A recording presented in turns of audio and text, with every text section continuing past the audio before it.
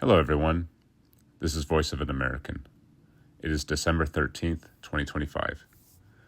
Before I respond to a YouTuber I strongly disagree with, I want to be clear about something up front. Border security matters. Every serious country enforces its borders. Democratic and Republican presidents alike have supported border security. What I'm responding to today is not a disagreement about whether borders should exist. I'm responding to rhetoric that claims that certain groups of people are incompatible with civilization and that political leaders are intentionally importing people to destabilize the country. These are very serious claims that have led to political violence. Led to violence in 2019 in El Paso when a gunman massacred a bunch of Hispanic people at a Walmart. It happened in 2022 when a follower of the Great Replacement theory massacred and targeted African Americans in a supermarket. These issues need to be addressed carefully and directly. So I'm going to do something very simple. I'm going to quote a certain YouTuber's claims in full, and then I'm going to respond. Quote number 1.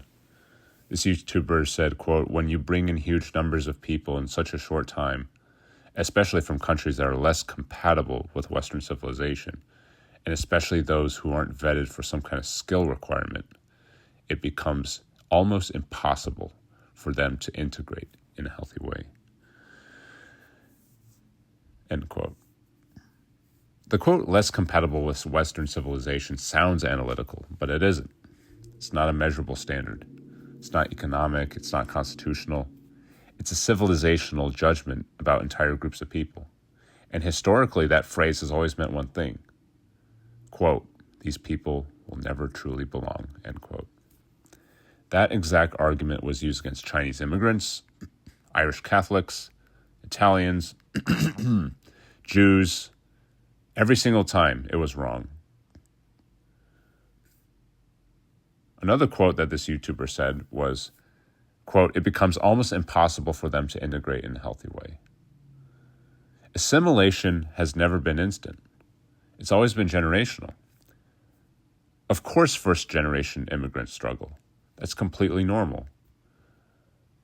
But as the second generation comes, they speak fluent English, they attend American schools, they grow up immersed in American culture, they argue about politics, they serve in the U.S. military. For them, America is not a destination, it's a home. If integration were, quote, "almost impossible," then Chinese Americans would not be fully integrated today, but they are. Here's a historical example. This exact nativist rhetoric has appeared before. In the late 1800s, Americans were told that Chinese immigrants couldn't assimilate, were incompatible with American values, would permanently change the culture, and we'd be eating rice and using chopsticks. People warned that America would turn into China, that Americans would stop being American. That fear led directly to the Chinese Exclusion Act, one of the most shameful laws in U.S. history. Today, Chinese Americans are fully integrated into American life. History already ran this experiment, and history shows that assimilation happens over time. Another quote that this YouTuber said throughout one of his videos was that Democrats are encouraging mass immigration to make the culture less cohesive and to amplify racial tensions. This is the most dangerous claim that this YouTuber makes, because this isn't a policy disagreement. This is accusing political opponents of intentional social sabotage, and it collapses under basic facts. The fact is that President Obama, a prominent Democrat, supported a bipartisan immigration bill with border security, and it had bipartisan support in the Senate, yet Republicans killed it in the House. As recently as 2024, a Republican senator named James Lankford of Oklahoma wrote a border security bill that the Democrats supported, and Joe Biden was willing to sign it. But guess who sabotaged it? Donald Trump. Donald Trump told House Republicans to kill it because he wanted to use immigration as an issue for the 2024 election. The fact is that immigration and certain levels of undocumented immigration is not a plot to destabilize the country. It's a lie. And let's address this directly.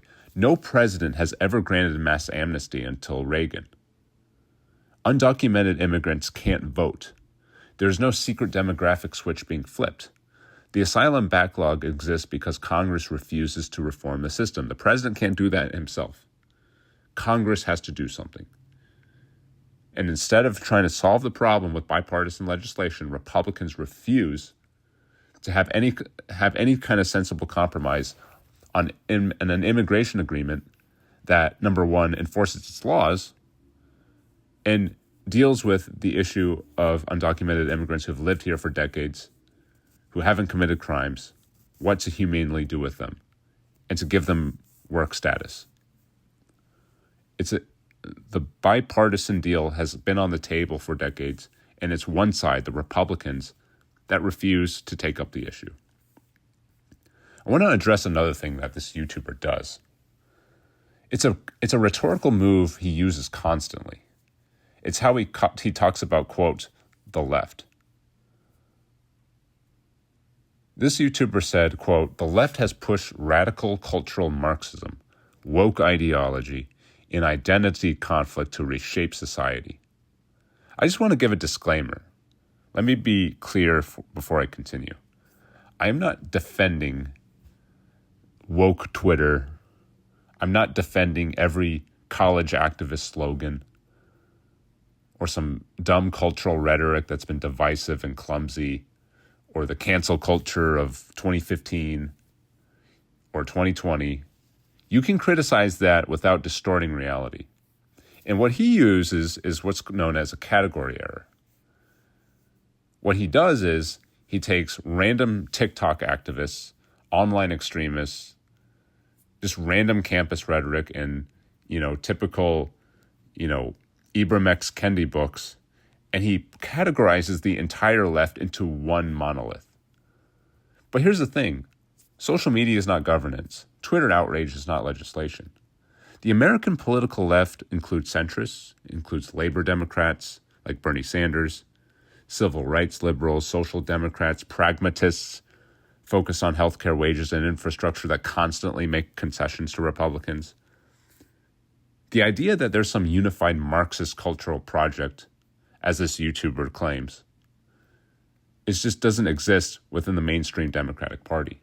There's no platform within the Democratic Party that calls for abolishing capitalism, collectivizing industry, dissolving the nation state.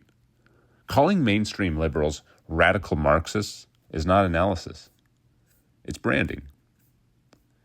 This really matters because when these categories get blurred, it becomes easier to believe that immigration is a weapon, that culture change is sabotage, that political opponents are malicious, that democracy is impossible.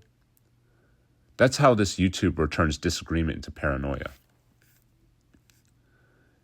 And I wanted to talk about one group of people that often gets scapegoated in 2025.